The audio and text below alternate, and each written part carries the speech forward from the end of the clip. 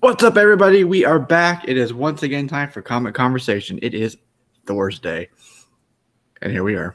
We got some good topics for you. We took a little break. We took a long break. Then we came back. Then we had Thanksgiving, and now we're back again. So we'll roll through the holidays and maybe off here and there in weeks, but we're not going to be concerned about that right now. We're concerned about this week and today. We get a lot of good topics for you tonight. Aquaman came on to early tracking. So as we normally do, it's a tradition here on this show to do predictions. Opening weekend, domestic box office predictions. So we'll go over that. Bunch of Aquaman stuff. And you do notice my thumbnail is tied to that. I'm not going to be on the camera tonight just because if you've been following along with any of my social media or a couple updates here on YouTube, I am moving, in the process of moving. So everything is pretty much a mess right now, including myself. So you just get to hear me. And if you're streaming this, iTunes or whatever, that doesn't matter, right? We're all just voices in your ear. So we'll go ahead and give some updates, but I do want to give some shout outs to the folks that are here in the live chat with us. First up is Take the Time Collectibles Brian B.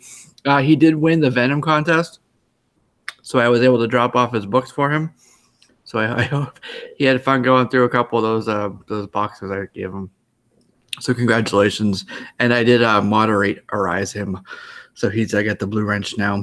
Comically Flawed, Adam is here, making a rare appearance. Thank you for that. Nice to see you. Hope everything's going well. He says, hi, everyone. Been a minute. Hope everyone is doing good and had a great Thanksgiving. Iron Galactus is here as well. Said he's not first, but he is here, so that's the most important thing. And Brian Space Boy, I thought he was third, but he is actually fourth. I see Sweet Exorcist, Jack Yo, and a bunch of other people rolling in. So very cool. Brian said he's going to do a video. So a bunch of random stuff. I gave him a copy of the Venom comic. They came out with the movie, because it was, the Venom predictions, so he won that. And then I threw in a couple hundred extra books for him too. So he's gonna do a video on all of that randomness there. I see. So you pulled a Jason Smith. Exactly. I see Stay Puff, TJ Watson, Tina is here. Y'all like? She says exorcisms, Sweet Exorcisms. There's a movie coming out, or it's out now. It's Exorcism of what is it? Emily Rose. Interesting. Yeah. So maybe Sweet Exorcism will like that. Oh, a lot of people rolling in. I'm gonna be saying hi to everybody all night if I keep doing that. Bake the Snake, home of the NY Warriors. Big E's is here as well. Had a really cool auction the other night, so that was fun. Even if you're not buying something, you stay for the laughs. So that's always good. All right, cool. Wellington is here as well. He saw Venom last night, so very cool. And let's go ahead and give some updates. I know we had a break last week, so Thanksgiving. How was Thanksgiving for you guys? Any plans? Lots of turkey? Lots of food. Needed to take a nap, but ended up going to my shop. Like, they had a Thanksgiving Day sale. That wasn't really that much of a sale, but but it was still fun. It was still fun picking through books on Thanksgiving Day. That's about it, though. Cool. How about you, Chris? I unfortunately had to work Thanksgiving, but once I was out, had the turkey, went ahead and just enjoyed watching some football, spent time with family, and went and saw some sales online that were pretty good. Didn't get to get out to any of the shops, but I made up for it online. That's all I can say. So, but yeah, I had a good time out doing that. Just Thanksgiving around that time, like with Black Friday, that's my wife's time to shine. So it was just like she went out into the stores and did her shopping thing and had a great time doing that. I got to go to work and just be, I got to be productive and, make money. So that was my Thanksgiving. But, for the time I was home, I did have a good time, kind of chilling out and, relaxing. So awesome. Very cool. And how about you, Edwin? How was your turkey day? Oh, it was good. I ate so much that I had to walk around the block because I couldn't take it. Did you wear your stretchy pants? No, but I loosened up my belt. There you go. Nice. That's how you know you had a good meal or two. Yeah, right. Yeah. Mm-hmm. Awesome. Yeah. So I've been busy, like I said, with this move. I'm into my new place now. It's a cool loft thing. It's a cool loft space. And it's a mess right now. So that's why I'm not showing this. But what was cool was the way I planned it, kind of staggered it, and had Thanksgiving here. So the first kind of meal that we had a couple friends over. It was Thanksgiving. I thought that was pretty cool. Have that first meal be Turkey Day. Nice. Yeah, so there you go. But because I had a shop that closed, so I didn't have a pull list for a couple weeks. But I did finally this week sign up again. Signed up at Phil's Comic Shop, Brian B's place. So I'll be bugging him weekly, picking up my books. So. I'm sorry, my cats are just playing, and so one was hiding under like a paper bag, and the other one reached out his paw under the bag and grabbed his foot, and he jumped up about a mile. So it was funny. Nice. So, one of the things that I've been doing is kind of, I don't normally get like caught up in the hype for trailers. Because they're just trailers, like they're advertisements for the movie, you know what I mean? But for Avengers 4, I've been kind of like getting a little bit caught up in that hype and like, waiting for it and the predictions and stuff. I thought it would be, the Russos had a Q&A last night, basically the 1-year anniversary of when the Infinity War trailer came out. So we're thinking like, maybe they do it at the Q&A and then release it on GMA the next morning, whatever. Didn't happen.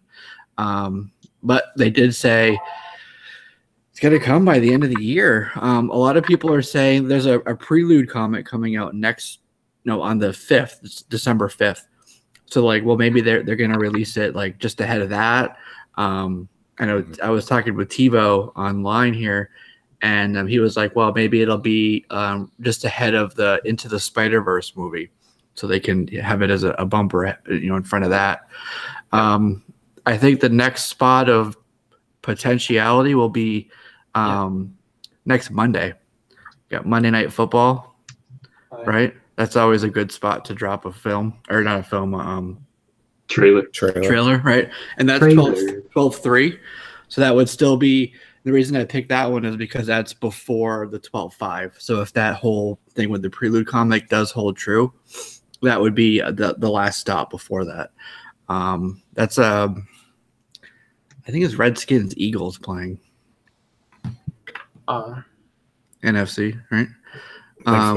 Yeah. So we'll have to see. Yes, but it's not the it's definitely not the game that you want. You're like, oh yeah, let me go ahead and watch this barn burner. Yeah. No, I'm an AFC guy. But so we'll see. So that's an option. Worst case is it's here before the end of the year. So we'll be following along with that. So that's that. Julie Andrews, you know who she is? Yeah, what's it? Mary Poppins. Freaking Poppins. So Mary Poppins 2 is coming out right at the same time as Aquaman. Okay. And she's not in it. I'm going somewhere with this. She's not in it. However, she is in Aquaman. Oh, wow. So she is coming out against the sequel to her movie, which was like, I don't know what, 50 years ago. But she's going to be just voicing a Carathan monster, it's called. Like this monster is going to have like this classic British female actress's voice. Weird. I know. So I thought that was pretty funny. She said she didn't want to do Mary Poppins 2 because she didn't want to distract like from Emily Blunt's performance. Yeah. So that's why she didn't. But Dick Van Dyke will be in it. I just think it's funny that she's going up like next to the Mary Poppins. I don't know. It's a funny coincidence. I don't know if there's anything to it, but just a funny coincidence. And speaking of Aquaman, there's early reviews, kind of like quick reviews or whatever, out for it, and people are loving this movie. They're saying it's really good. Just a few people have seen it, and people are saying it's fun. It's visually stunning. The word that jumped out at me the most was was the fun, right? So, and it looks really bright. We've seen all the trailers. It looks really bright. So I think that's cool. So it did come on to tracking. Early tracking is saying it'll be $65 million for opening weekend, which is nothing to sneeze at, you know. I think it'll do more than that.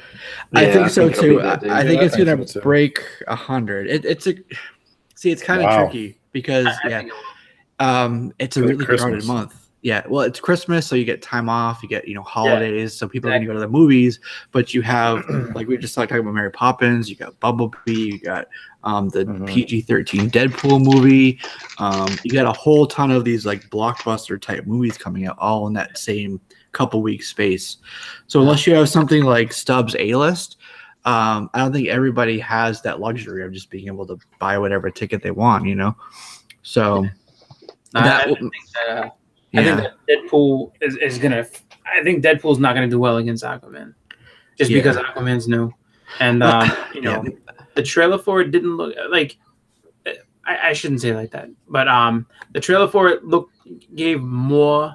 It looked like it had a lot more story going on with it, which I think is really going to be the strength of the movie. I think that it's a whole new area that they've never explored, and I think that they're going to flesh it out and really try to get people engaged in it. So that's why I said, like, I had given a comparison to it before. I said it looks like kind of like, if I had to compare it to a Marvel movie, I'd say it looks kind of like Underwater Black Panther, just because there's a lot going on. There's different factions and stuff like that.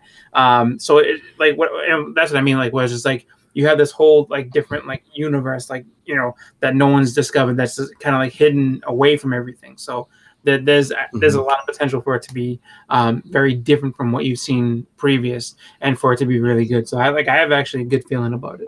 Yeah, I do too. Ever since Batman versus Superman, which did about 100 and I think it was 160 million, somewhere around there, 165 maybe.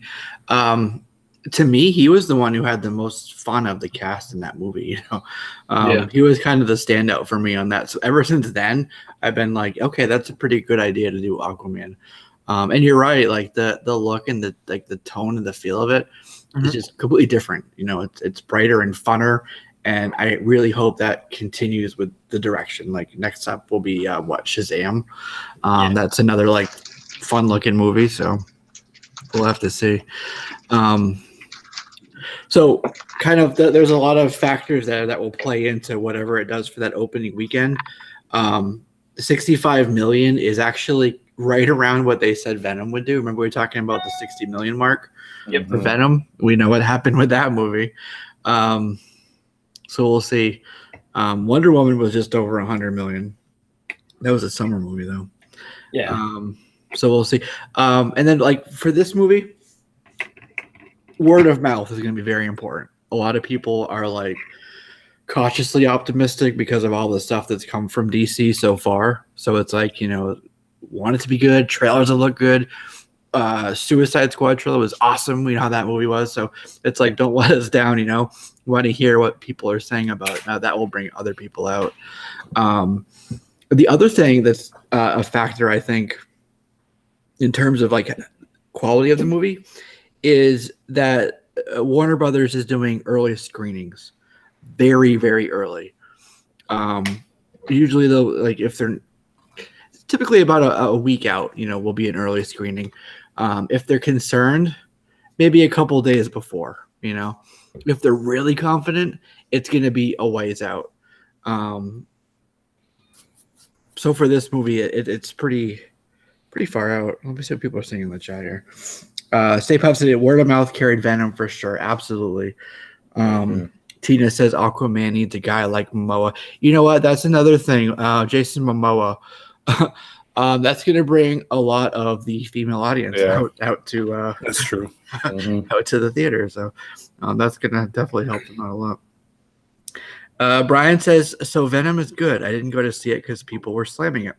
Well, we're kind of split on this panel, I would say, right, Edwin? They're split everywhere. Trash. I haven't even seen that. I refuse to watch it. Honestly, I'm going to watch it in whatever like free mode I can, whether it's watching it online or whatever, but I'm not giving that movie money because I've given my opinion on it a lot, but I really honestly feel that just the only reason why it's doing well is because people are like, all right, I want to see the next one. I don't care. It's a terrible movie, and that's all there is to it. I don't know. It did better than X-Men, and Doesn't a lot matter. of people like. Like that's the same thing as saying if you look at in terms of quality, or if you look at in terms of album sales, I'm sure that Puff Daddy's first album has done better than a lot of other albums out there, but it's not a good album compared to other things that's out there. It's just like that's my whole thing. Like you can't compare. Like money means nothing to me. And Spider-Man 3. Well, with Venom though, if you look at like the actual numbers that have come in, I mean the vast majority is foreign box office. So Yeah. if you just go domestic versus domestic, is it really destroying everybody? Like what we're saying? Well, same thing with somebody compared to the Transformers. I mean, Transformers did much better domestically. I mean, not domestically, internationally. Yeah. Than it did domestically. Yeah, so that's my thing is like Venom like way bigger over in Asia or something than we know, or you know, it's like there's some kind of secret we're not let in on this thing that's happening. Yeah. Which is why I also get a little skeptic about Bumblebee.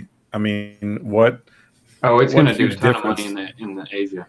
That movie? That's the thing, though. Yeah, but it's not going to be much different than what we've already seen before, in my opinion, other than the G1. Nope. I don't know, man. Format that it has. I think it's going to be different, and I think they're really confident about this one being different and that people will like it.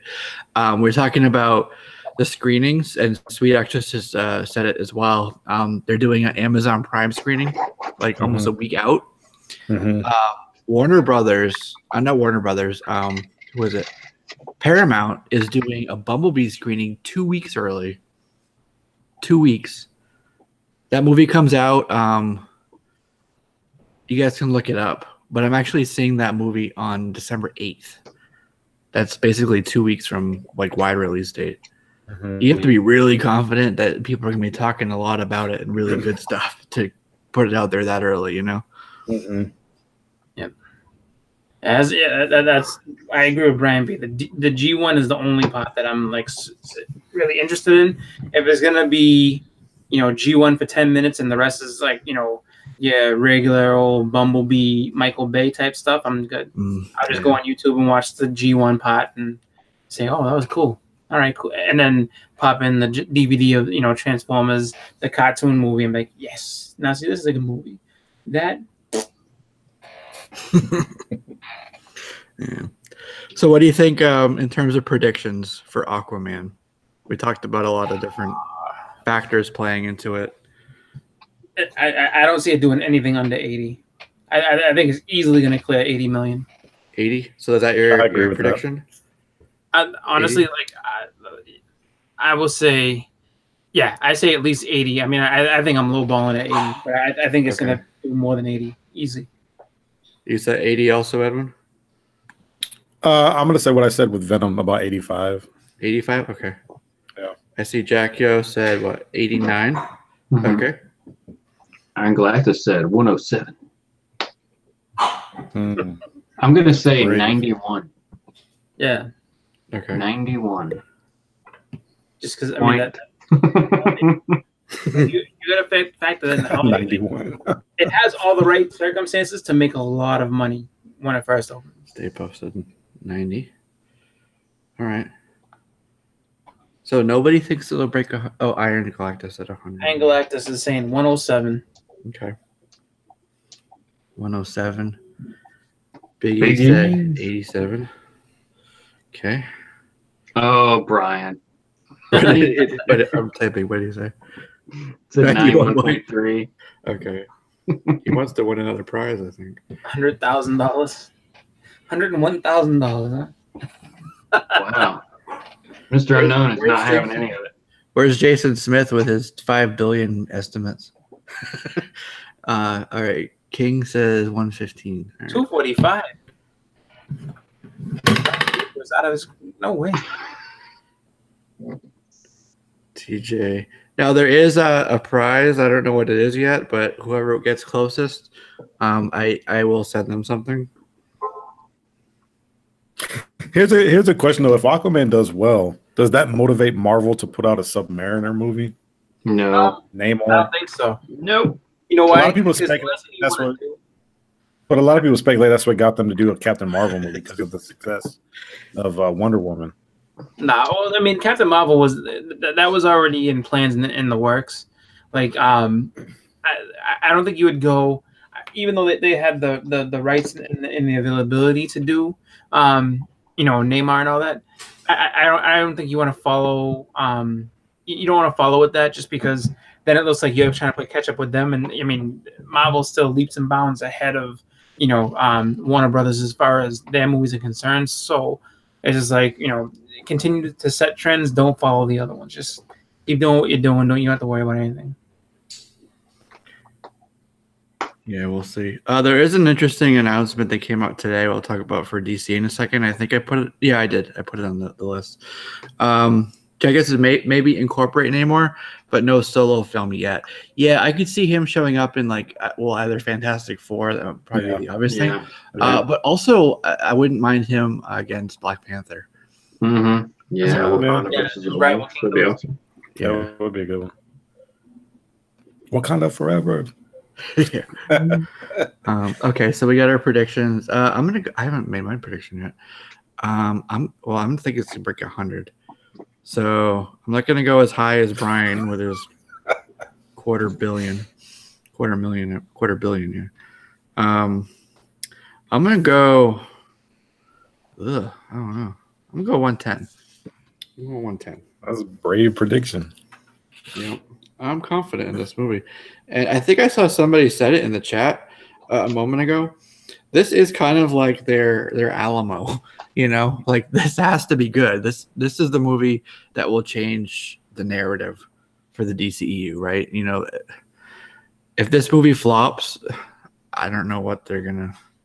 If it flops, they just better stick to making cartoons. Yeah, but, yeah. I think what this will do if it does well is it'll give them, it'll give the DCEU people enough cause to tell Warner Brothers, look, can you just give us some freedom to do what we want to do? Because if they have the freedom to do it, I mean, I can say this. Waterloo, that's what I meant. Sorry. Oh, Waterloo. There you go. Not Alamo. But it'll give them the free, if they were able to have the freedom to do what they want to do rather than have so much influence by Warner Brothers, they would probably be able to make a lot better movies and really just go out there and tell a lot of really cool stories. But the problem is just that Warner Brothers has such a iron grip on everything. Like they will loosen the reins a little bit, and then for whatever reason, and I don't know if it's just a test screening doesn't go the way they want it to. They're just like, nope, reshoot everything. Take over this, get this out. It's so crazy. It's just give them the freedom to do what they want to do. Yeah. But let filmmakers make the movies. You know what I mean? That's the thing that always bothers me when it comes to that stuff. The marketing department cannot tell you how to make a movie. I'm sorry, that's just not the way it works. Let the directors and the actors do what they have to do. Let them envision the story. Let them bring it to life and go from there instead of just being like, no, the corporate side has to get involved and we need to do this because we got to sell toys and everything else. It's like just just sit back and watch people that know what they're doing do what they can. So I hope that if it does well, they're allowing them to do a little bit more freedom and experiment with some other directors and get some people in there that kind of have just a good vision and want to make something to allow those characters to shine. Just because DC has a huge library of characters that they can bring to life and have some awesome stories in their history that they should absolutely be bringing to the screen. So let me ask you this: what do you think of a Blue Beetle movie? I saw that today, and honestly, I think it'd be kind of cool because it's Jaime Reyes. Yeah, I think that would be kind of cool because it's you just have a newer character that they can pull from a little bit of his history, but then also incorporate some other stuff in there, and it's just bringing him to the forefront. I think is a good move, just because he's a lot he's a lot closer to getting his stuff is a lot easier than going back and trying to get all the Ted Kord stuff because Ted Kord is old. Yeah. He's actually the third Blue Beetle. There was another one too. Yeah. Mm-hmm. I forget the guy's name. So this is by the same writer who did the Scarface. Oh wow. Yeah. That's gonna be crazy. Yeah. That's And weird. yeah, it's pretty cool. You know, it's first Latino superhero lead. There's been other Latino superheroes, but this will be, you know, lead role for, you know, Blue Beetle, for Jaime. So that's pretty cool. And that kind of plays right into what you're saying about, you know, just doing other stuff and, like, you know, branching out to this whole other catalog of great heroes that they have to use. Yeah. I mean, it's just like it boggles my Dan mind. Garrett, thank you. Great legend. Sorry. Yeah. It just boggles my mind. It's like you have so much there that you can go with, and I mean, like there's no reason. I mean, just look at the animated. The animated universe is ridiculous as far as like the quality of the movies and just the stories they tell. It's just like, all right, so adapt some of those into live action. Like look at this like just wealth of characters you have. I mean, even if you went with like, I mean, because they started to go with like, you know, lower list characters at first, but with you know, Suicide Squad, it's like, okay. I mean, even if you went like B and C list characters, there's so many there, and then it's just like, you know, gives you time to really, you know, put your money together and get everything right for like the A-listers. It's just like, I mean, how they're not doing it, that is beyond me. And it's all Warner Brothers that's like holding it all back. I know it, and it's just like, you know, they have to allow creative freedom. That's the biggest like problem. Yeah. Yeah, I still think DC has a problem detaching themselves from the whole dark theme, because if you look at some of the elements that have made some of the Marvel unknowns successful, I think that the humor as well as the soundtrack, like when you look at Guardians of the Galaxy, I think those two elements have really helped those Marvel movies kind of propel themselves into big box office hits. Yeah. Read a couple of the comments here. Yeah. Well, okay, I just looked it up. Confirmed. Stay Puft says it. Netflix just canceled Daredevil, so no season 4 is coming. That's okay. It's okay. It'll be on Disney. Yeah. In the movie, something. It's gonna be fine. It's not a big deal. It'll just be behind a different paywall now. Exactly. That one's too successful for them to like just exit and it not go anywhere else. You know what I'm saying? Yeah. Just like, Daredevil is in the trash now. Like, no, it's not. They have all types of plans for Daredevil. Don't you worry. Yeah. You know, and Netflix is not suffering at all, because I mean, every time I go on there, they're like, suggestion for you, and it's like some crazy new like show or movie or whatever. So Netflix is turning out content, original content for themselves, for, you know, their own you know, just standalone product. Like, I mean, every 15 seconds, it seems like there's just a new show that, like, you know, is just premiering, or some new movie that they just got a hold of and stuff. So Netflix is going to be fine without it. Just, you know, everybody. They're really getting into the anime space pretty heavily. It's on our list of topics here. They just wrangled the rights to make a live action Cowboy Bebop. I saw that. Yeah, I saw that this morning. I was like, wow, that's pretty cool. As long as they 10 episodes. They just need to leave the theme song alone, and it'll be great. Well, I mean, the original was awesome, and it's just like, you know, I mean, it's such a great series, and you know, I like that, you know, that they're going out and branching that way. Now, if they really wanted to be legendary as far as, you know, anime is concerned, and adapting things over, I just say it right now, live action Akira, get it done. Because that's been on the table for a million years. So many people have been attached to it. If Netflix can pull it off, they're officially legendary in my book.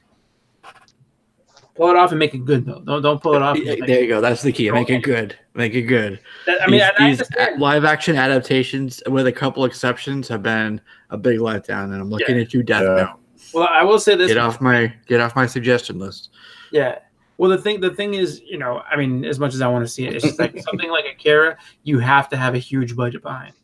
I mean, just because, you know, the regular anime from the 80s, I mean, like, was so revolutionary that it's just like, you know, you have to have a big budget behind it. You can't pull those effects off and make them cheesy, because, I mean, that'll be a disgrace. But I would love to see it, man. If they could do it, and if they wanted to, I mean, I look at it where it's just like, you know, maybe further down the road, when, you know, you know, they can go ahead and be like, all right, we're done with Stranger Things, you know, save a bunch of that money and pull a bunch of this other money that they were using to produce these shows, and be like, okay, we're gonna put this all into the Akira account and get that thing to be incredible. Yeah. So that's what I would hope to see. But Hopefully. yeah, There's another one too I wanted to mention. Talking about like this amazing, deep mythology with it, and it's very revered. Blade Runner live action, obviously. There's been 2 movies so far. Adult Swim and Crunchyroll, who are both owned by Warner Media, are making an anime series, 13 half-hour episodes. It's an anime version of Blade Runner. Is that interesting? I'm like, I don't know.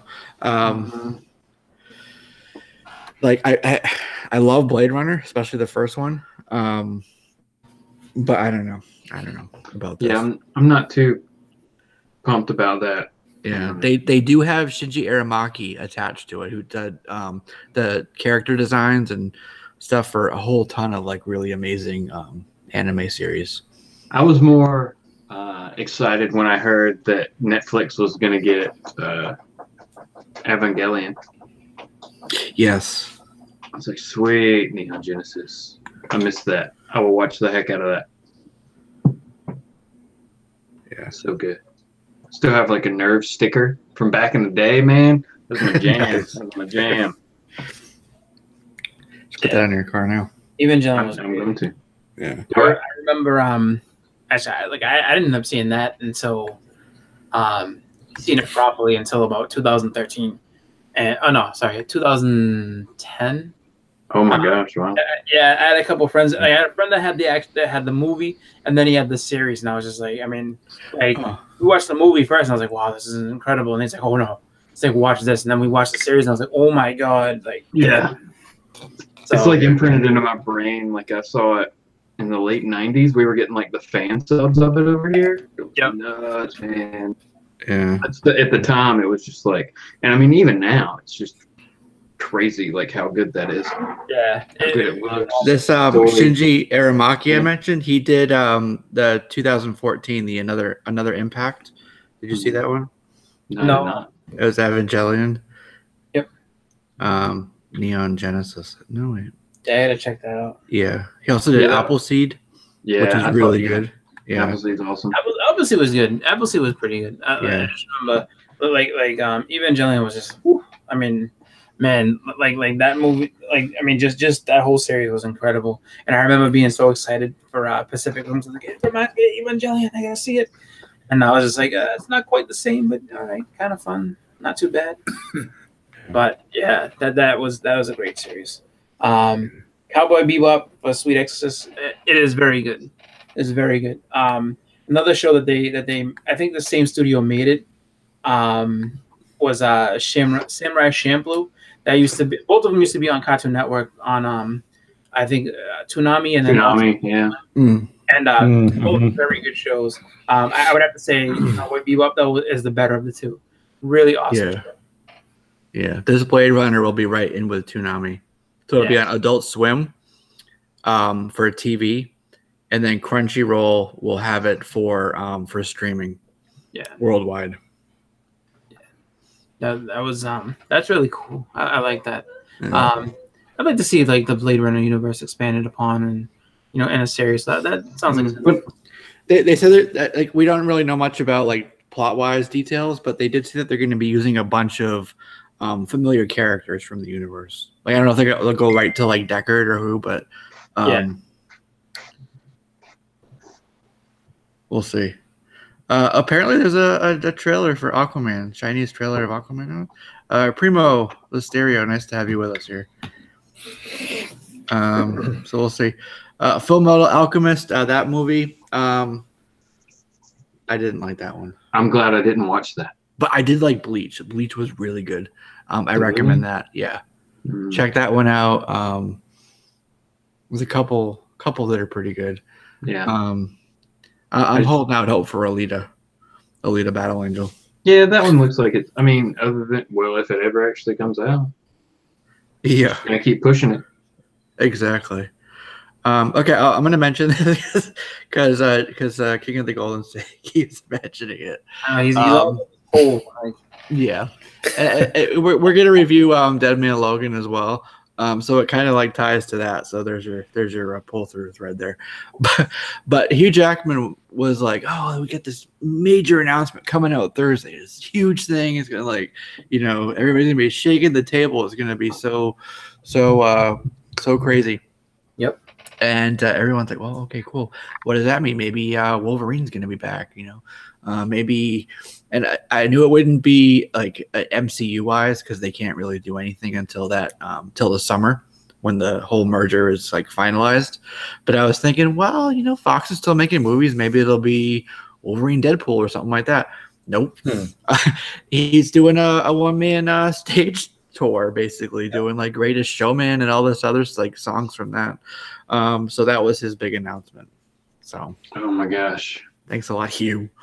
And yeah, I'm the greatest showman. Yeah, you couldn't have waited for that, buddy. Like we didn't need to know that. Sorry.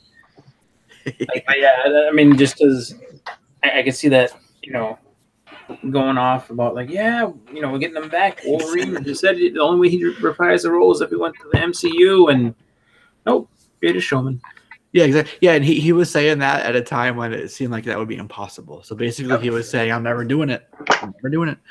But Ryan Reynolds has kind of been working on him this whole time. So we're like, well, maybe. Nope, it's a world tour. So there you go. So that was kind of a letdown, and that was right at the same time as the Avengers 4 trailer. What do you call it? No call, no show. When it didn't come out. Yeah, exactly. So. Yeah, that was disappointing. Okay, speaking of disappointing, I don't know what the hell. What was her name? Christina Hodson. What is she thinking with this? Okay, so movies are getting really long titles. I don't know if you saw the Dragon Tattoo movie that just came out. Girl in the Spider's Web, a new dragon tattoo story. 11 freaking words in the title. Christina Hodson's like, you know what? Hold my beer. Birds of Prey. She's writing Birds of Prey. The movie's not called Birds of Prey. I'm going to call it Birds of Prey. The movie is called Birds of Prey and the Fantabulous Emancipation of One Harley Quinn. Nope. That's yeah. I thought it was a joke. When nah. I saw it on Instagram, I was like, Margot Robbie said that she's gonna, play around and just cause us, make this title on her. I thought she just announced that she's involved, and she just went ahead and put all that extra stuff on there. No, that's the real title, though, huh? That's the whole goddamn title. Yep. Nothing will ever beat though How to Be a Menace While Drinking Your Juice in the Hood, or whatever that title is. How to Be a Menace in How to Be a Menace in South Central While Drinking Your Juice in the Hood. Yeah. That's pretty crazy. Longest title ever. Yeah. I'm thinking that's a working title. Hopefully, studio executives won't let that pass. Oh, I hope not. Because no.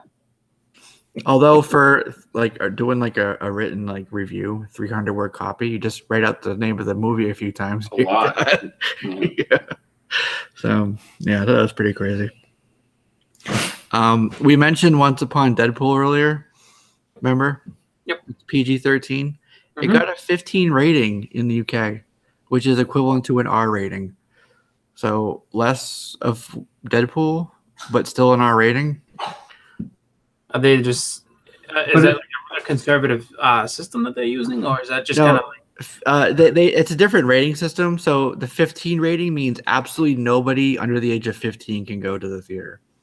All right. I mean, just thinking about it, where it's just like, I mean, because how you say it's a different rating system and all that. I mean, maybe they're a little bit more strict than I guess the census over here. But maybe their kids are just soft.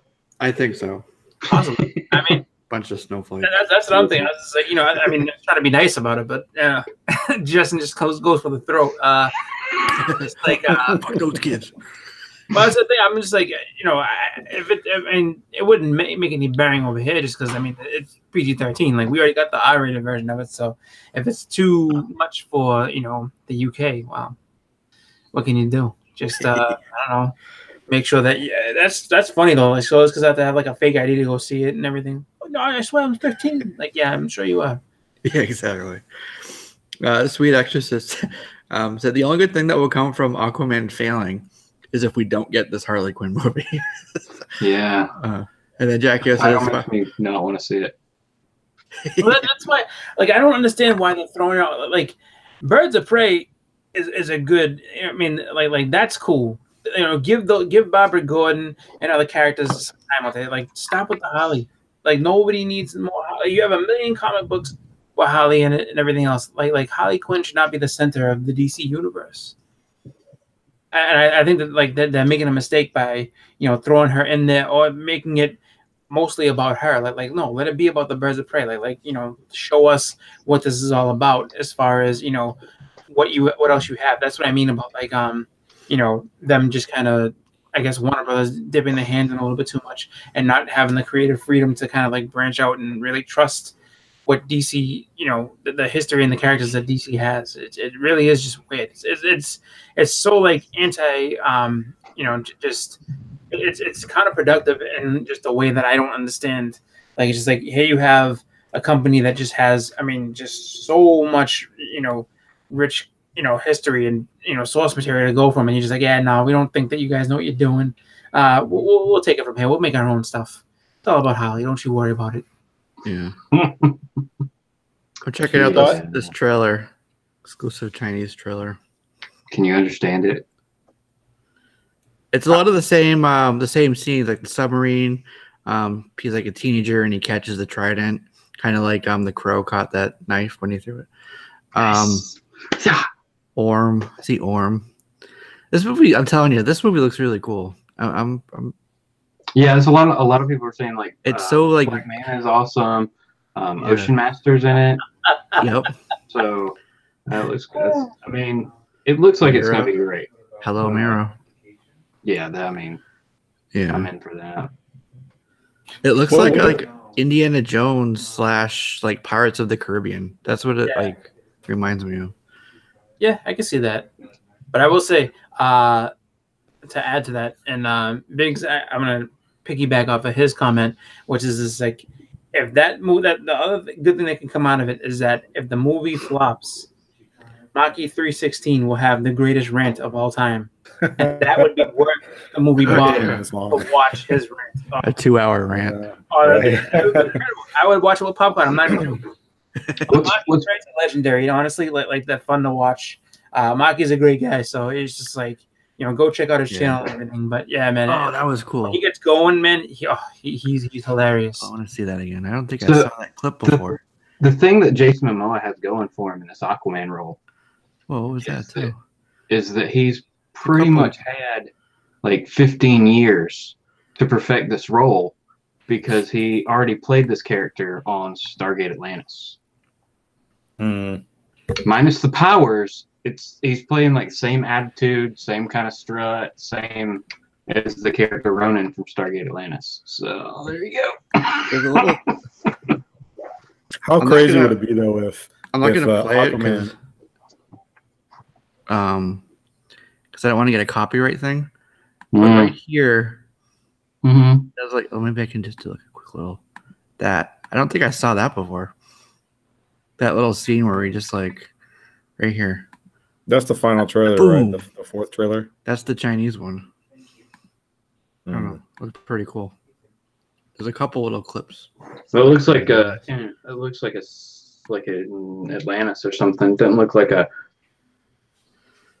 Yeah, and then Mira is like shooting this water out of her arms. Oh, he's a waterbender. That's right. She's the last waterbender. Yeah, cool. Okay, thanks for sharing that. I appreciate that. Looks really cool. I see Daniel's here too. Very cool. All right, let's switch gears here for a second. Let's talk about Sony. We talked about Venom. Into the Spiderverse is coming up. That's another movie that's had some early screenings of it. I'm seeing that one. Okay, so we're talking about how Amazon Prime and Paramount are doing like special screenings for people.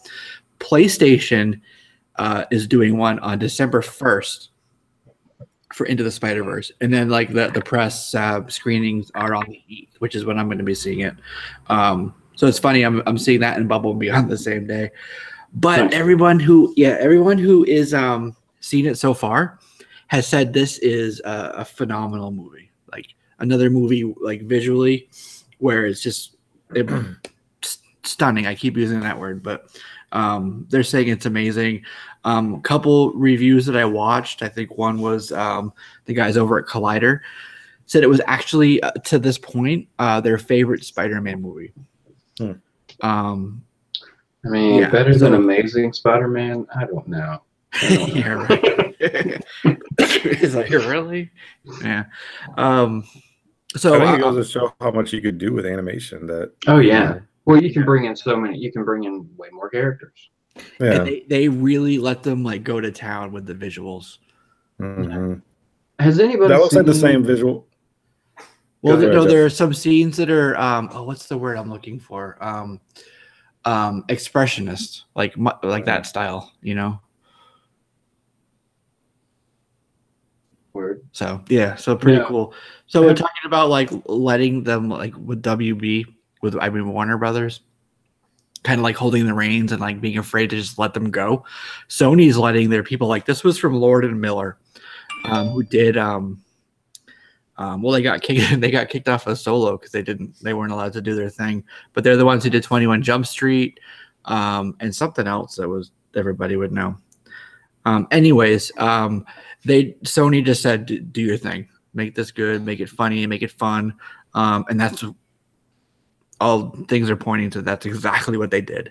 So Sony was been struggling for a long time with what to do with the Spider-Man franchise.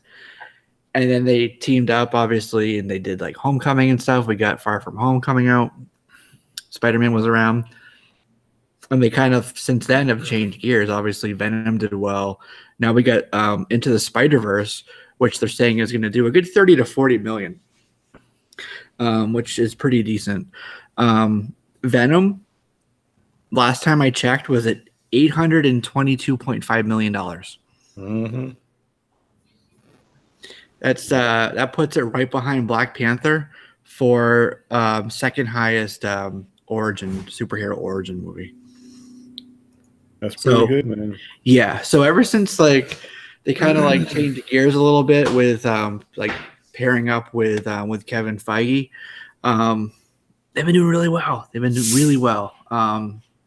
They added two dates basically in 2020.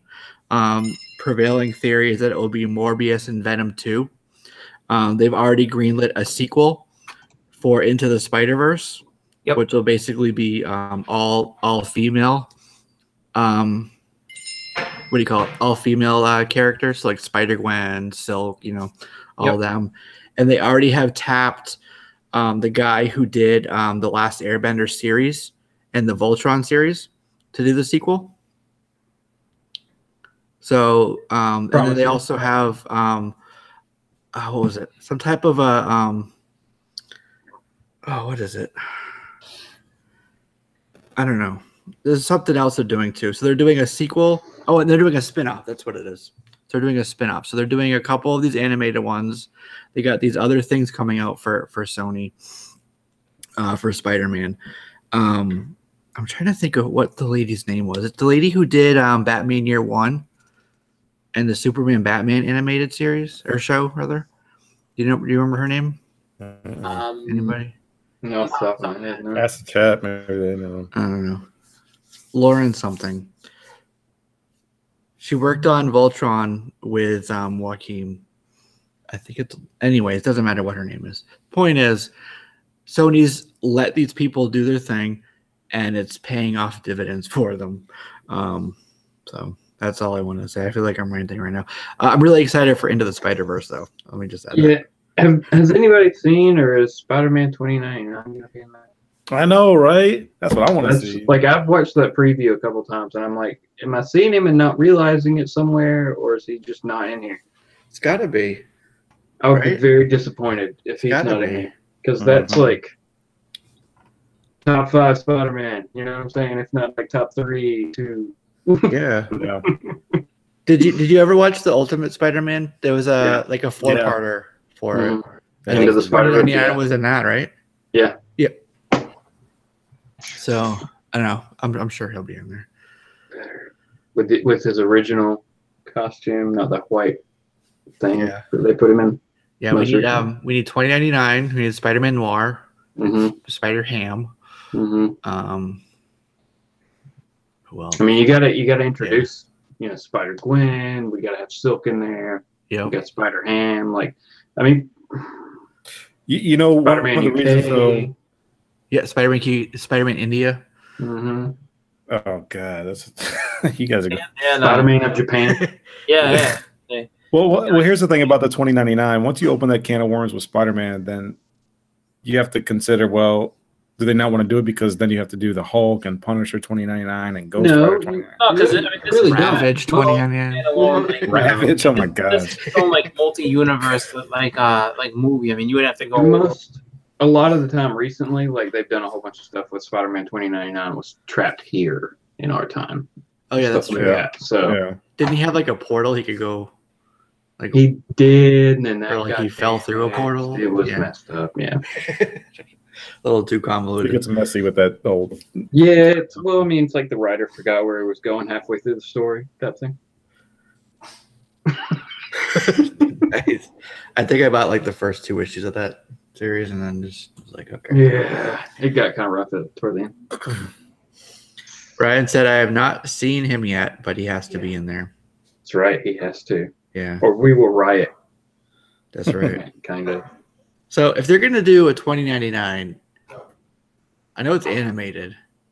But WB, and I think that Big E's will be with me on this one. They got to do Batman Beyond. Where the hell is Terry? Mm-hmm. Yeah. Give me my Terry McGinnis movie. Oh, don't get Big E started. He said peace, so I'm trying to bait him to stay. Oh, okay. No, but seriously, I would like a Batman Beyond movie.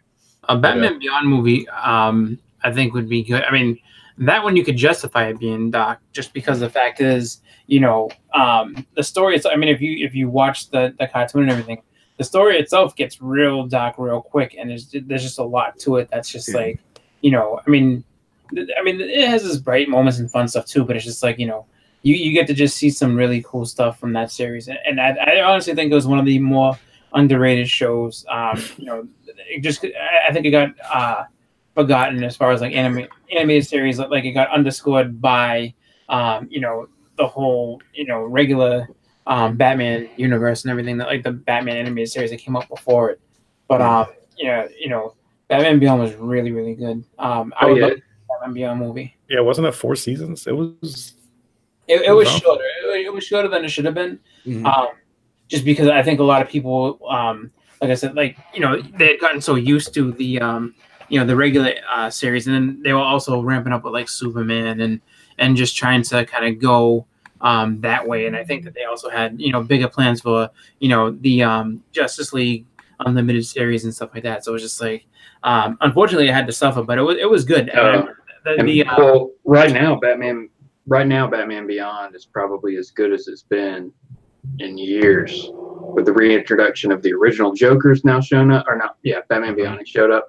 Brett Booth just took over art this issue. Dan Jurgens is writing it, so it's a good time to jump in that book if you've been thinking about it. Yeah, for sure. Brian, he agrees with it. He said this week's issue had an amazing Joker cover. Yep. I think I've never read the comic. I mean, I've always just watched the show and everything, but the show is really good, and I've always meant to get into the comics. So, not 100% sure when, but at some point I would like to hop into that. But yeah, I think it's about time to have that movie too. I mean, it doesn't even have to be, and that's a perfect way to just not necessarily even have to have, connected universe type thing. It's just like, we're just making this movie, and it's going to be good because it's going to be different. Yeah, do all these it's not even like Outworlds per se, but just like standalone stories about different things. Yeah, absolutely. Yeah, I just think that the problem is just that they're just looking to get their money makers out there. It's like, it has to be this. It's like, well, just focus on making something good. I mean, I've said that a million times. Just focus on making something good, and then you can worry about getting your money makers ready later. But for now, just establish some good movies. Make people want to go out and see these things, not have to sit there and question and wait to find out from a friend, is this good? You know, should I waste my time? Like, what's the deal with this? It's just like, there shouldn't be any question, especially like, you know, when it comes to certain characters that you know, you just put out there, like, there should be no question about going to see a Batman movie. Like, it should be like, okay, yeah, I'm going to go see that. You know, I feel the same thing about, you know, a Green Lantern. Now, not the Green Lantern movie, but a Green Lantern movie should be no question. That should be like, yeah, I'm going to see the Green Lantern movie tonight because it's going to be good. You know, now you can have Guy Gardner figure it out. Right. With his cowboy boots. That's right. Warrior. Just have Guy Gardner Warrior. So much you can do, and I think that they should just absolutely just go and just make some good standalone movies for a while, and just get people's confidence back into the DC, you know, cinematic universe. Well, and I think that they would be smart DC would be smart if they went with their film universe and said, all right, we've got our holy trinity and we'll do Wonder Woman movies or everything, but we're going to put Batman and Superman on the shelf for a minute. Yeah. And we're going to branch out. We're going to do Blue Beetle. We're going to, you know, we're doing Blue Beetle. We're going to do Booster Gold. Booster Gold. We're doing all the bees. I mean, throw it like that because look at the MCU when it started. They didn't have the X-Men. They didn't have Spider-Man. And nobody was buying Cap and Iron Man books or anything like that. But that's what they went with. Character. All of them were. Yeah. All of them were. Mm-hmm. The Avengers? Nobody cared about the Avengers.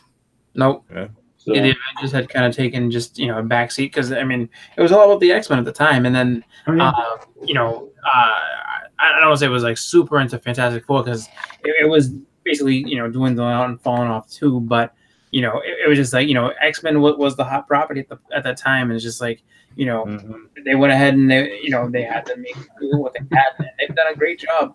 You know, Fantastic Four wasn't terrible. Huh? Fantastic Four wasn't terrible in my opinion. Oh no, it wasn't terrible. It was starting to kind of taper off. You know, like they had some good ambitions with it, but it's just you know, I think the writing on the wall was coming. They just didn't want to because they couldn't put those characters in movies. It's like, you know what, we're done.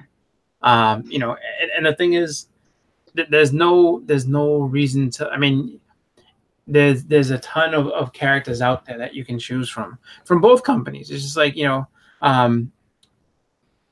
yeah, you know, like Brian B was saying, he's like, you know, B characters work because there's no expectations, and it's true. It's just like, you know, people, you just gotta have people that, you know, that you have to have characters that people know. Now, regardless of what people's thought process is about how they feel about, you know, certain characters, I don't think he's a B character per se, but I think it would be really interesting to see a Hawkman movie.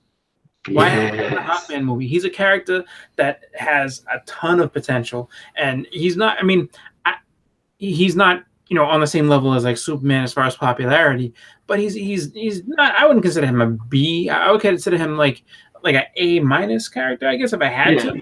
But with him, you could branch out with so many things because that's an easy stretch to Adam Strange. That's an easy stretch to the Atom. Like through Hawkman, you could introduce a ton of characters. Exactly, and it's just like, you know, like there's so much. I mean, and I know that they're saving, you know, Darkseid for the, you know, for the big movies and stuff, but it's just like, you know, get some fourth world stuff going, like, you know, like show like that universe, like show what's going on over there. Show Apocalypse. Show you know, Big Bada and all them just doing their thing, like, you know what I mean?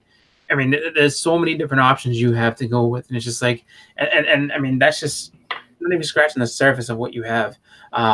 You know, they just, I think it's funny to see that, you know, at this time of you know, movie and storytelling and movie making, it's just like, you know, superheroes are hot. This is what you have. It's just like, this is no time to be lazy about stuff. Like, experiment, do it, you know, throw as much stuff at the wall as you can, see what sticks, and then just go with that.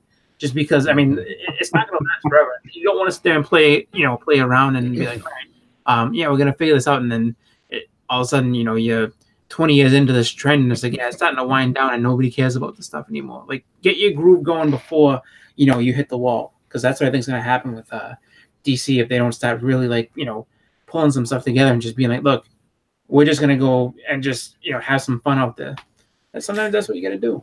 Well, I have this gut feeling that Aquaman is going to be a success, and I think it's very ironic because you remember the what was the Adult Swim, where they're always making fun of the Justice League, and Aquaman was always like the bottom of the barrel, the stepchild of the Justice League, and I think it'd be funny if it ends up being a huge success, and they kind of are able to build on that. Yeah, I think that it's all there. It's all there. It's just Warner Brothers having trust and stuff. And I think that somebody should sit the Warner Brothers execs down and like show them an episode of Justice League or Justice League Unlimited and be like, yeah, just make this. Yeah. Live action. Exactly. That's all you got to do. That's all you got to do. Or even like, was it Brave and the Bold and stuff like that? Because I mean, it's just like, look, like, and you're right. People, it might be a little childish looking because it's a cartoon, but just look at this. Like this is what we can do. Not to a T, but I mean, and just looking at all this property we have, there's just so much of it, and the advantage that I think they have over. That Marvel had to struggle with is just that their characters aren't separated and spliced out all over all these different movie companies. It's like you have everything right there. Like how you're not making, hit movies is beyond me. Yeah, a couple suggestions from the chat. Well, Knights of Old, nice to have you here. Says save Fourth World until a solid director. Don't ruin it. Agreed. Brian B says Jim Corrigan movie would be great as an R-rated film. Gomez says Zatanna would be a dope B movie to make. Jackie O says Haunted Tank would be cool. And then Sweet says WB already made a mistake by not building on Wonder Woman. Brian B, Zatanna could totally work. Most of the supernatural characters could. Yeah, absolutely. Yeah. Detective Chimp. Yeah. I mean, yeah. And even not a Solomon Grundy movie, but Solomon Grundy as some type of villain would be awesome to see on screen. Yeah. I think that we should get some Solomon Grundy in there. Like, there's so many characters that, like, it's sad when you think about it. It's just like, come on, man. I think that seen as a successor of Deadpool, an R-rated Lobo, a Hitman. I'd be honest with you, I don't want to see a Lobo movie. That's just me. I feel like that would be too much of a copycat. But I think that, there's a lot of really good stuff out there that they could do. They just have to, take the gloves off. That's all. Well, one of the things that I was thinking about as you guys were talking is when you look at the success of Deadpool, they took a chance a little bit, but they can start out with these smaller characters because you can do them with a smaller budget. What I think Deadpool only had a $60 million budget when they first did it, and I think they get so narrow-minded and so focused on these big money box office hits that they're thinking like, oh, $100, $200, $250 million into a budget that they just don't want to take the risk on something smaller. And shit, what about Todd McFarlane with his $11 million budget for Spawn? Yeah. Well, they said that was the only way he was going to be able to direct it is if it was a smaller budget, because if it was a huge budget, they weren't going to let him do it. Exactly. And you got Blumhouse to work with him too. So yeah, Blumhouse is known for making really good movies on a small tight budget. Opinions on The Walking Dead, anyone?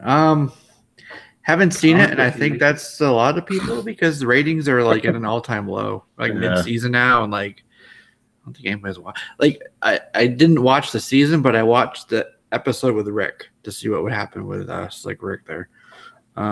Slick Rick, yeah. And I don't know. I just don't feel like it's The Walking Dead without Rick Grimes. You know, you got Michonne, and she's cool, and then you got Daryl, who's not even a character from the books. So I'm kind of like I'm done with it, unfortunately. I'll tell you what, man, my LCS got rid of all their Walking Dead toys and everything during Black Friday, and he could not have been happier. Oh, wow, man. He got rid of everything, yeah. Because it just hasn't been selling anymore, like not for the past 3 or 4 years. Yeah. They did the Walking Dead, the blind bags which I thought like there were tons of them around, but like I was looking at Comic-Con and I could pull it up if we want to get into the nitty-gritty or maybe in some other time. But I think the print run for like some of those was only like 30,000. You know, it wasn't that many. Pretty small print runs. Blasted or Stash It is here. I want to give a shout out to Blasted or Stash It. Great weekly show running along in the comic community. So thanks for being here. Whisper War is going to be great. I hope so. Have they introduced like Alpha and stuff yet? I don't know. In the TV show now. It's supposed to be coming up soon. Soon? Okay. Yeah. Yeah. Whisper War is cool. And then the Negan War, that whole thing too. That ended not that long ago. Yeah. I don't know. Brian B said strongest season in quite a while. Last half hour of the mid-season finale was a masterpiece of cinematography.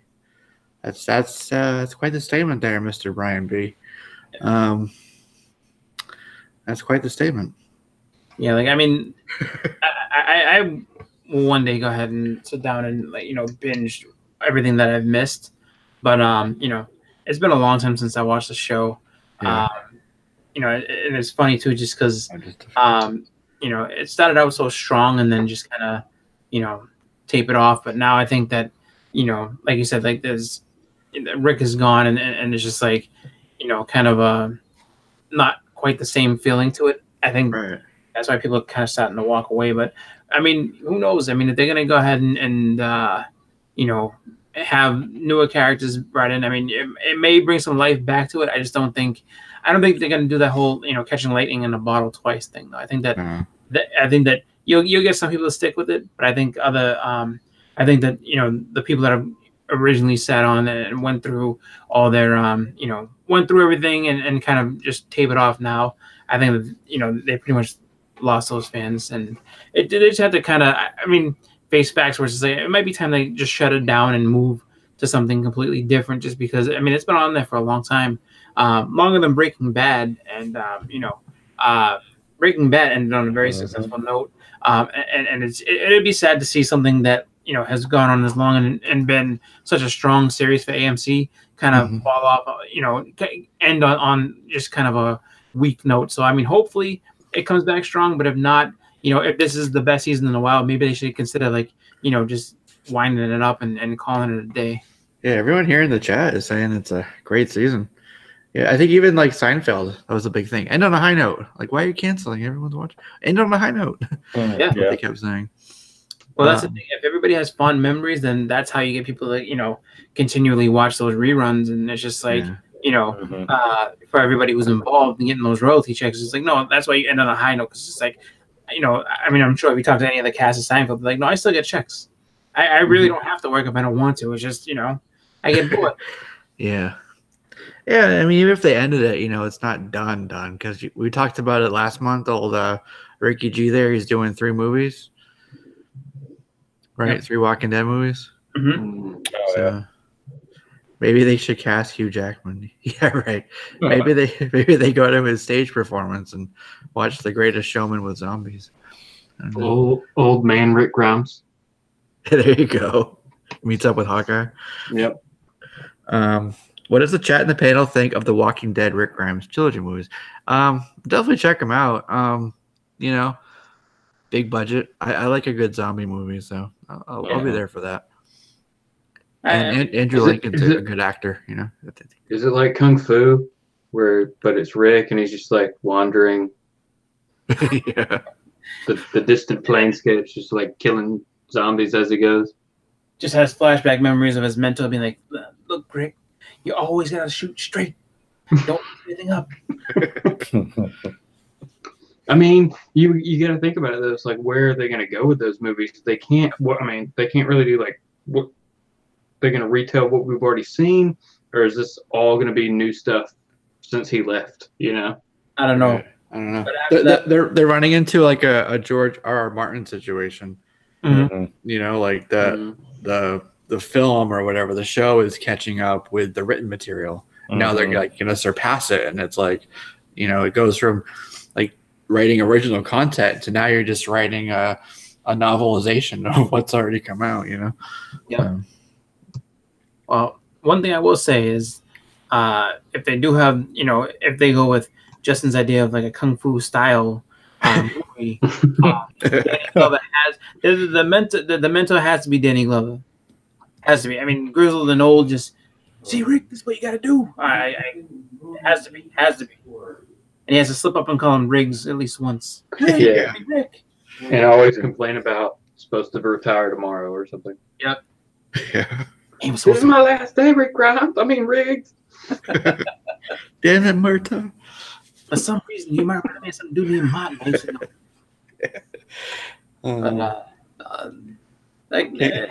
Definitely worth checking out. And I mean, just to see where they're gonna go with it. So I would absolutely check out the first one. And if it ends up not being worth my time or is not being too good, then that'd be it. But at least I would definitely check it out because I feel like it's gonna be a different take. It's gonna be more stuff that they can show, and it's gonna be interesting to see how much more they add to the show and how much different it is and how much more they're able to do with a movie budget rather than just the show budget that they've had. So yeah, I think it's gonna be interesting. I mean, not really excited for it, but I'm definitely interested. What do you guys think about this? They find a cure for the walkers, the dead. No, kind of like what was that Legend? yeah. Yeah. The Will Smith movie. I don't know. And would they give it to them, or would they? Yeah. They find a cure. What if they find the cure, but the side effect for the cure makes them crazy, like 28 days later. 28 days later, yeah. So instead of like slow zombies, they turn into like super fast zombies. Yeah, so they turn into like super aggressive, angry zombies. It's like, shit. They're like, yeah. So they're not really zombies. They're just really the Dawn of the Dead remake that they did back in the day. Yeah. Yeah, where those zombies could like run and stuff. Oh man, they were invincible. I don't care what anyone try to say. Like, what's short lifespan? You won't. Those things can like run at top speed. Like when they were like just literally sauntering on and falling down, like people had trouble with them. How you do it? They can run and they don't have to worry about breathing. Like no. I don't know what's worse. World War Z zombies were like zombies on steroids. Yeah, those are the fast. But they weren't really zombies though. Yeah. What's worse? A massive Spectre, horde of slow zombies or like one or two super fast zombies? I'd rather take on a whole bunch of slow ones.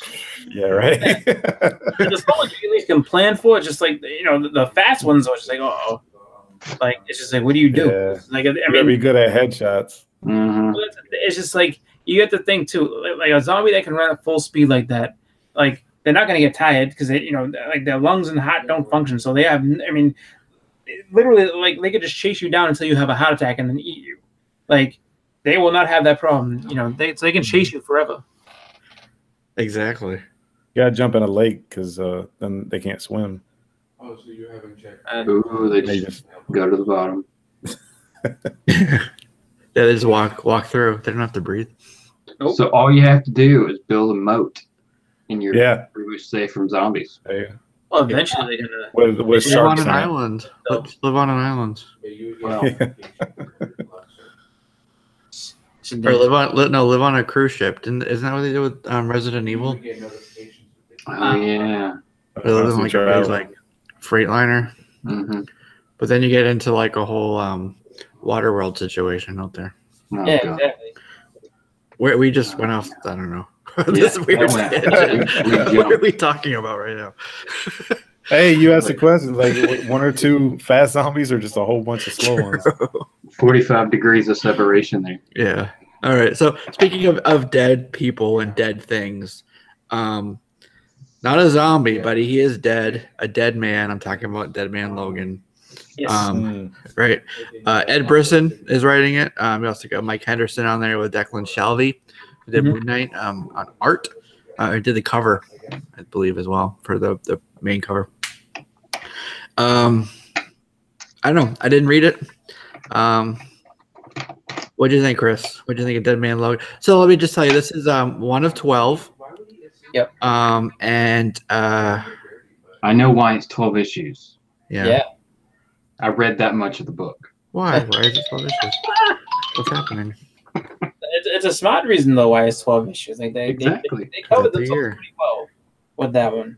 I thought it was pretty good. I thought it was cool in the fact that it was a continuation from Old Man Logan. So if you read Old Man Logan number 50, then you know how that ended. So that's exactly what this picks up from.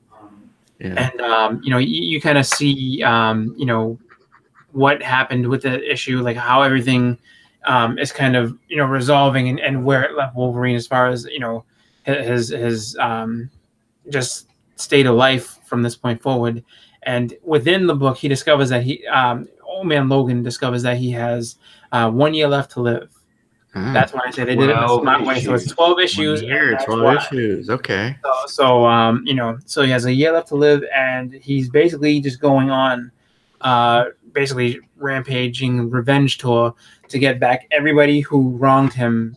So he wants to go after Mysterio. He wants the Red Skull. Like he's 619. Huh? Rey Mysterio. That's right. No, not 619. Rey Mysterio. Mysterio.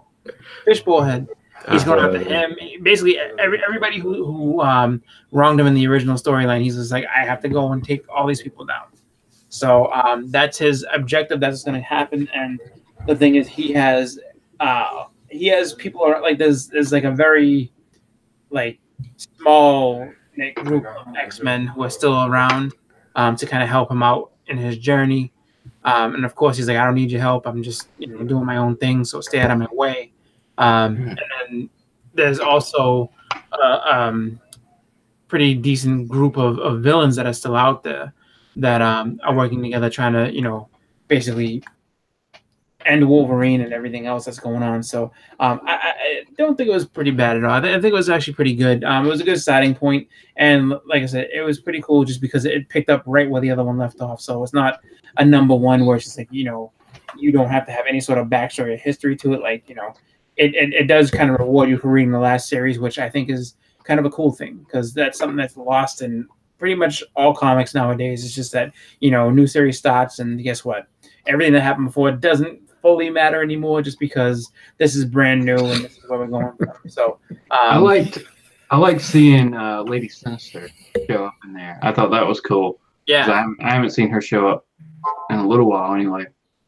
So I liked having her in there to see what was going on. I thought the art was cool too. Like, I mean, it was a good looking book. I enjoyed it with all the characters they were throwing in. Yeah. Because you had X-Men, you had a bar full of villains. Like, there was a ton of stuff going on. So yeah, first issue seemed like it was pretty good. Yeah. I like that too. I thought there was a lot of characters that they put in there, and I like how they I like how they went about it. Like, I liked how Wolverine was kind of just like, eventual, and he was just like, look, I just want information on like where these people are, and it's just like whoever wants to tell me is gonna live. Everybody else, I'm just gonna shred you to pieces. And it was kind of cool how he interacted with Lady Sinister, and she was just like kind of just hanging back, like, oh, none for me. And she's like, if I thought you had any information on what I'm looking for, I would have shredded you just like everybody else. So it was good. Like I enjoyed it. So I mean, I'm in to see where it goes, and probably, unfortunately, even if it takes a turn, I'm gonna get all 12 just to kind of have the whole story. So, but for now, it's pretty good. And like I said, it's not always it's not common that you get rewarded for reading the entire series before it. So that was big on my list. I like that a lot. Cool. What was the price point on that bad boy? $5.99. Wait, probably. It was Marvel #1, and it was $3.99. Was it? I don't know. I would assume it's not like a big title. I think it was. It might have been 3. I think it was 4. Like, I mean, it was no way. Put it this way, it wasn't Uncanny X-Men #1. That price point was ridiculous. Yeah, that was ridiculous. As much as I wanted to get that book, I'm waiting for it to hit dollar bins just because, or something, some type of like price drop for it, because $10 is too much for a #1. I'm sorry. Yeah. Hold on, I'm looking. Yeah. I'm clicking. I want to say it was $4.99. I honestly expected $5.99. That sounds $4.99. Yeah, I would have said like $5.99 for that thing.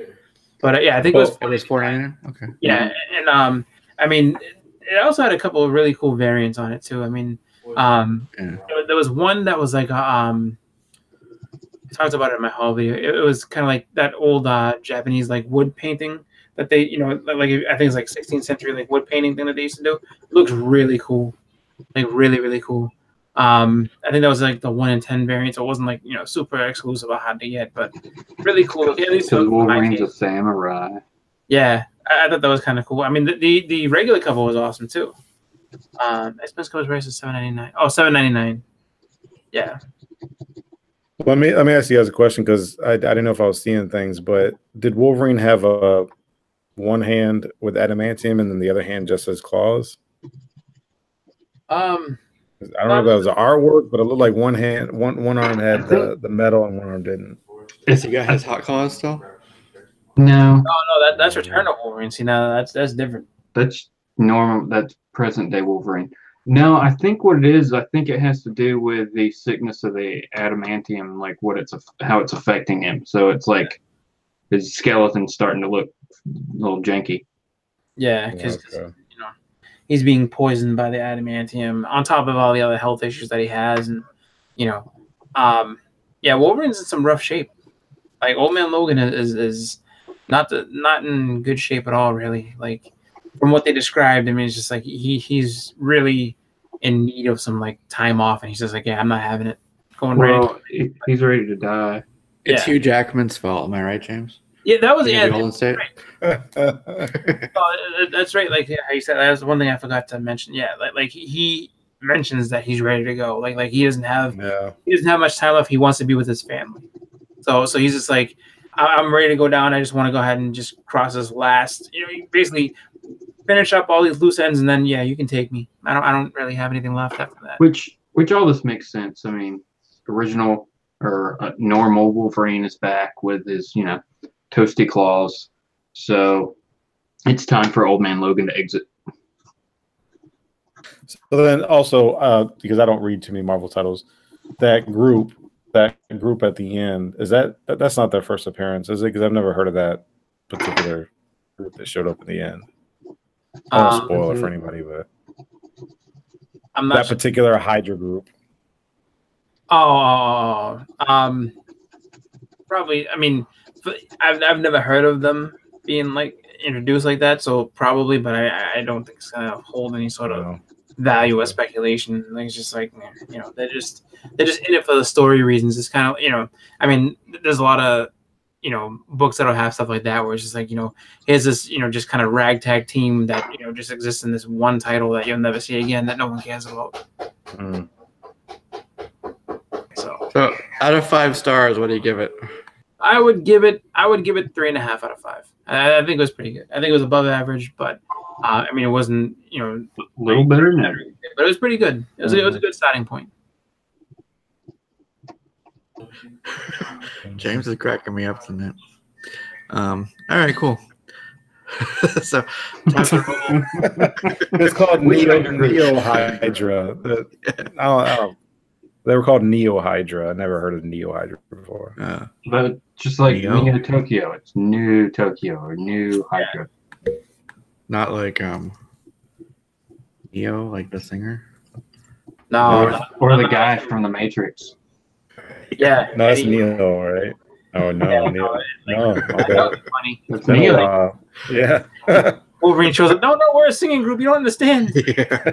We're on tour with Hugh Jackman right now. Exactly. Yeah. We're doing a show. Like, there's no need to hurt us. All right, cool. Well, it is 10 o'clock, guys, so that is all the time we have for this episode.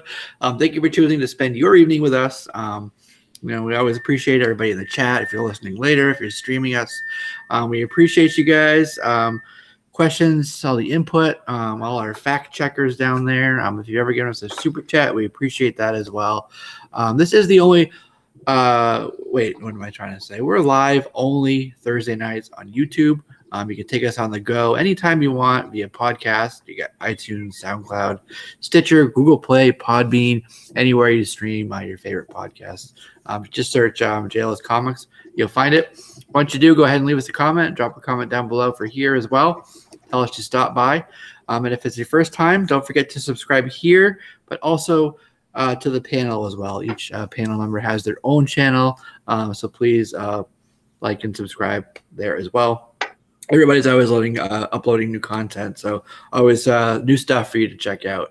We got Exile State Comics, Strictly Comics, Boston Chris Comics, all great content. Also, don't forget to check out comicbooked.com. Justin puts up the new list, pulling up this week for the new comics every Monday, right? Every Monday. Right. Yeah. So there you go. So that is it, everybody. That is another fun-filled episode for y'all. We'll see you hopefully next week, but soon. Dun, dun, dun. Nonetheless, December begins. That's right. Yay, Christmas. All right. Have a good night. Thanks, everybody.